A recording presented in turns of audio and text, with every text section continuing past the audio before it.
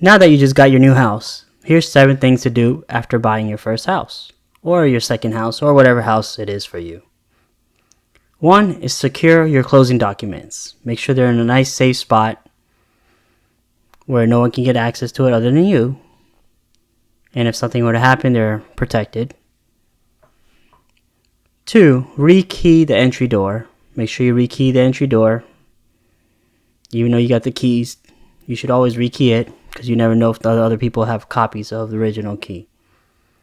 3, deep clean your home. Make sure it's clean because you don't know who lived in it previously or what they did.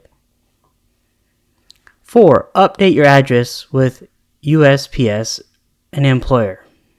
Make sure you have your address up to date even for your licenses if you have licenses for certain things. 5, change your driver's license. Make sure you have the new address up to date on your driver's license. 6, set up your payment method if you haven't, so you can automatically make sure your bills are being paid on time. And 7, revise your budget. Make sure you have a new budget to cover your mortgage or your loan. And then also some money left over for you to do the things you want to do in life.